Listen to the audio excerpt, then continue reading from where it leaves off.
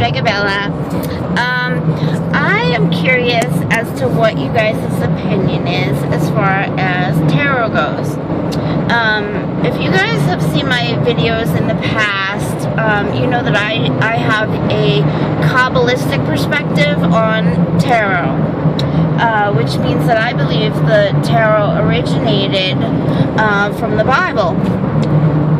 That's probably kind of weird, you guys think, but the reason being is that you know, there has been several times throughout history that there's been attempts to extinguish the Jews or to you know, stop the Bible spread and stuff like that. So during one of these times in history when it was forbidden to be caught reading the Torah or practicing any type of you know, Jewish study and Jewish laws and stuff like that, it had to go underground.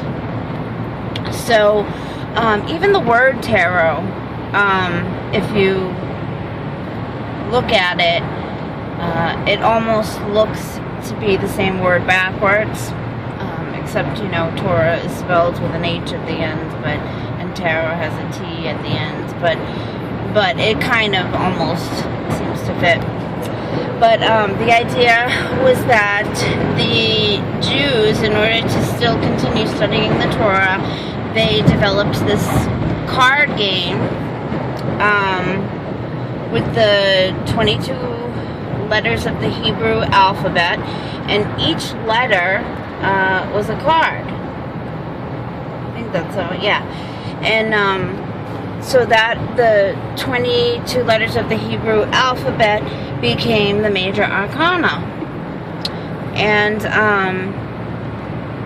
so they were still able to study the Bible in secret. And from what I've studied as far as the meanings of the cards and all of that, it does seem to line up with that, you know, that deep wisdom. How if you have a creationism point of view of the earth, you can see how each part of your body was perfectly designed and it lines up with basically everything in the universe. I think that's so cool. Especially, you know, you guys probably appreciate that type of association, that everything is perfectly designed and attuned to each other. I just recently listened to some cassette tapes about the arguments of, you know, how the universe formed and how the conditions that there are right now to sustain life, if any one little teeny tiny thing were different, it would not support life. If the crust of the earth was, you know, a little bit different, it wouldn't be able to sustain the life that it does, and you know, and just the ability for our planet to have water and blah blah blah blah blah. But anyway, this whole idea of tarot and Torah being, you know, interchangeable or whatever, and the Hebrew alphabet is so amazing. The letters, the 22 letters, there's just so much information. I really want to study more into it than I have. But I was listening to a tape today talking about how you know, each letter, each little I think they call it a tittle, it's like an apostrophe, every single one of those, there's like all these hidden codes and messages within it that the elders, the rabbis studied and pored over each letter and found that, like, every consonant, every vowel, like every consonant in the whole book was divisible by 7. Every noun was divisible by 7, and it just went on and on and on. Like every single possible scenario of stuff was divisible by 7, and And then there was like hidden words within each book of the Torah, where like if you took the first consonant of every word, like sequentially, it would form the word Torah. And this went on for a couple books, and then it didn't. And they were like, why is this book skipping and it doesn't have the word in it? But then they discovered that it had the word for God, which was Yahweh. And then the books after the word Yahweh, the word Torah spelled backwards. So it was like the two Torah words were embracing the word of God. And just all these cool hidden little facts and information. But my perspective on the tarot is I do believe that it came about this way, that it was a card game, but with this hidden knowledge in it. And I think that could have to do with why it does contain all this really cool spiritual information. Because if the truth of it being is that, the word is a living word, because that's what the Jews believe, is that the word of God is like alive type of thing, the spirit is in it, then that would be the case for tarot as well. So, I don't know, you think so? I am not that familiar as to any other perspective on, where tarot originated, other than, most other views are just that it's like a magical thing, and gypsies and other cultures had this for basically fortune telling. But fortune telling to me is a little bit less reliable. I don't have the view that tarot is for the purpose of telling the future.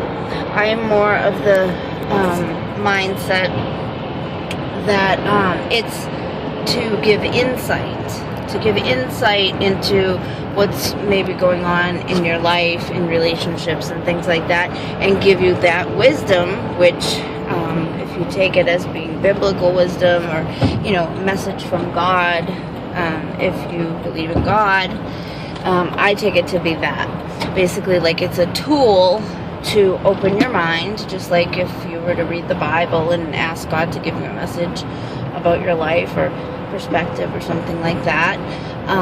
That tarot is the same thing. And so it would make sense to me. Some people think it doesn't make sense to believe both. But I do know that there's Christian witches, there's people that do believe both, and I do share that perspective. For me, belief in God and the Bible doesn't negate there being spirits or being other things. I totally believe it. In fact, there's stuff that talks about the Nephilim, which were angels. They came down from heaven and they raped and had sex with women on earth, married women, and made a race of giants and magical type of people, because they had these, they had basically qualities of gods, like demigods, because they were angels mating with mortals, and it was kind of a whole crazy thing. And that's in there. But then the Bible also says that God chose to destroy them, and the only people who survived that were Noah. And we all know that movie Noah has come out.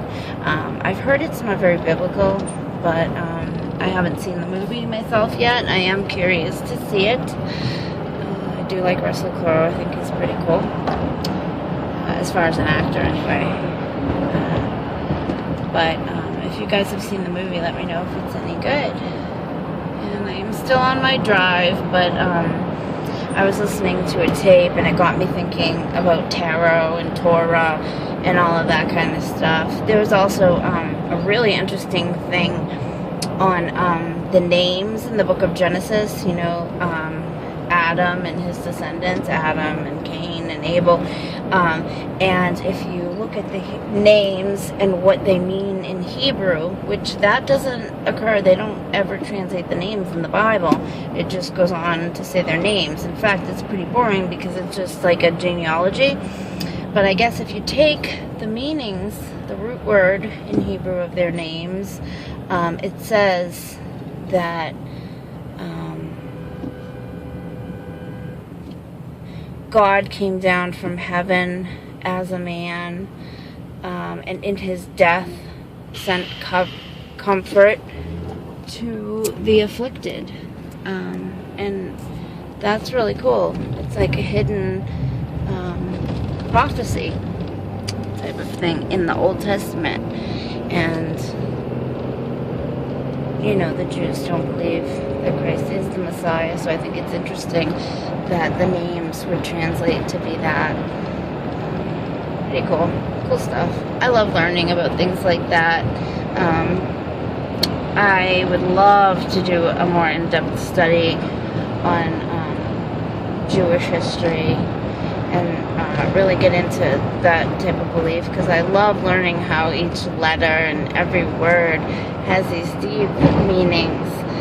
The little that I've studied about Kabbalism shows how each area of our body is also associated with elements of our spirit, elements of our personality, and like, it's just amazing, that there's so many different parts to us. We're not just a body. We have our emotions and our will and our ego, and our ego fights with our conscience and all of that kind of stuff. So I just thought I'd make this video and see if you guys think that that's where tarot originated from, if it was a card game or not. But I am still driving, and I will be driving for many more hours. I will talk to you guys soon. Bye.